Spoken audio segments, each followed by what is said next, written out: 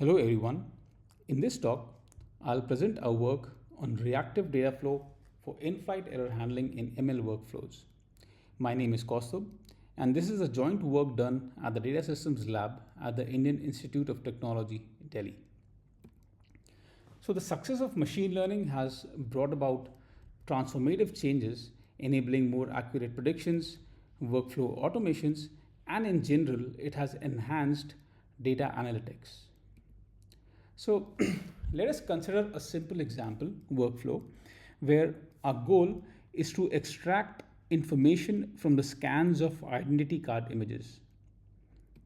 So more precisely, the workflow first crops each card, then it removes some color channels to make it more amenable to the OCR, then it runs an OCR engine followed by a classifier to route the card to an appropriate ML model, which then extracts the key information from the scan of the ID cards.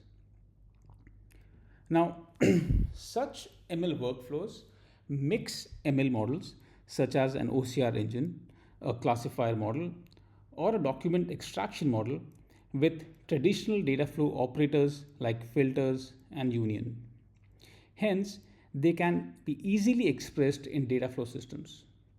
And while data flow systems allow efficient execution of ML workflows, their effectiveness remains a challenge. This is because mainly ML based operators are fundamentally different from traditional data processing operators. A traditional data processing operator, for example, a flat map function that tokenizes an input string, or a reduce function that computes the sum of its input, are reliable. That is, they take input from a constrained domain and provide expected outputs. In contrast, ML based operators take their input from an unconstrained domain, and therefore they cannot generalize to all inputs. So, for example, the output of an OCR engine cannot always be reliable, since the input could be handwritten text or could contain variable fonts. As a result, these ML based operators often make mistakes.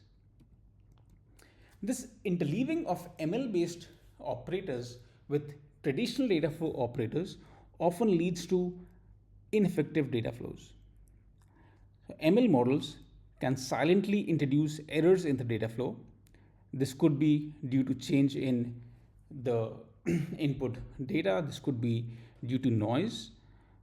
For example, the classifier may sometimes incorrectly classify an Indian ID card as a US one, and subsequently the extraction may lead to incorrect results.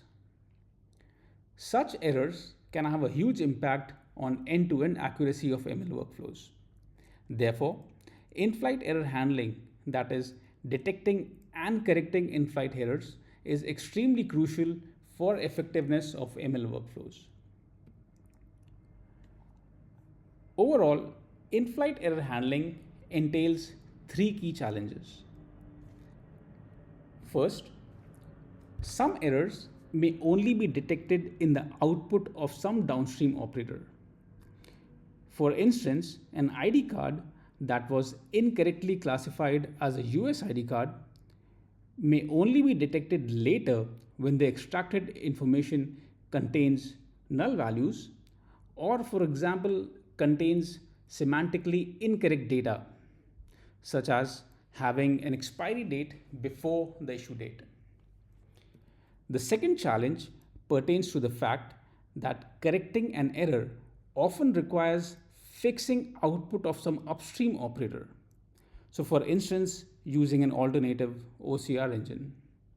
Moreover, we also need a convenient way to specify how to detect and correct such errors, where the errors can be detected downstream and require some correction in the upstream operators. The third challenge is that of efficiently propagating the corrections downstream. These corrections can be in the form of appends or deletes in the output of upstream operators. So, for example, correcting an error may require deleting an output and then propagating that delete, and also propagating the correct output of the classifier. That brings me to the outline of this talk. I will talk about Popper, a data flow system that we have built to tackle the challenges of in-flight error handling in ML workflows. Popper is a data flow system with built-in in-flight error handling capabilities. It provides a convenient Python API which allows developers to plug in user-defined error handlers along with data flow operators. Internally, Popper models a workflow with error handlers as a reactive data flow, a novel data flow abstraction which allows in-flight updates. Popper also employs a cyclic graph-based execution model and supports pipeline parallel execution of data flow operators, making it both efficient and a scalable data flow system. Let me now talk about some of the key ideas in Popper. In particular, its reactive data flow abstraction and the pipeline parallel execution. Popper internally models a workflow as a reactive data flow, where error handlers induce backward edges and carry a label which denote how the error handler updates the upstream data flow. Note that an error handler may delete, append, or do both on the output of some upstream operator to correct an error. With such in-flight updates, Popper's execution goal is to efficiently propagate these in-flight updates downstream. To efficiently propagate these in-flight updates, it is extremely important to capture the transformation properties of the operators with respect to handling changes in their input. In particular, we need to look at how does change in the input of an operator affect its output and whether the output can be incrementally computed. So for instance, consider a map operation as shown here. And let's assume that we append 8 to the input of map. Now this append to the input leads to also appending a 9 in the output. Likewise, if we delete 4 in the input of map, then this leads to deleting of 5 in its output. Further, note that the changes in the output of the map can be computed incrementally. Based on this, we say that the transformation property of the edge is incremental and monotonic with respect to both appends and deletes. Likewise, take another example, this time that of a min operator.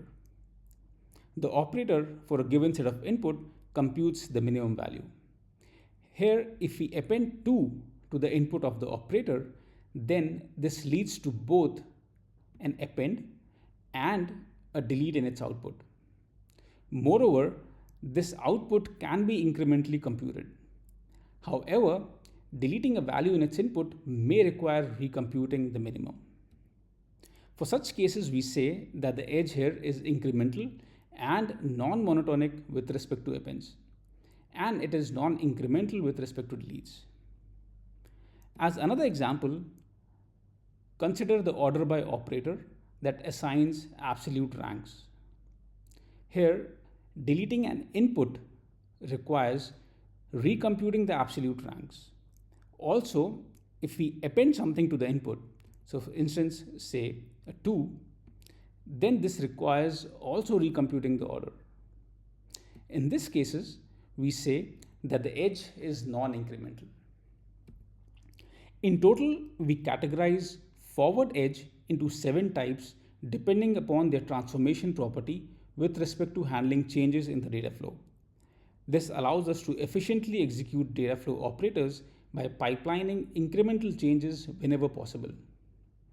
I highly encourage you to read the paper for more details and a more formal treatment of how we tackle this problem. Now let's look at the data flow execution within Popper. Overall, given a reactive data flow with error handlers, we label each forward edge with its incremental and its monotonic properties.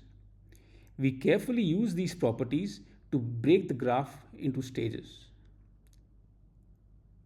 In brief, these properties allow us to determine the blocking and non-blocking behavior of the operators with respect to how they can process appends and deletes in their input. With this, we can efficiently determine operator pipelines and then split them into stages. So operators within a stage can then be executed in parallel. This allows us to efficiently execute the data flow.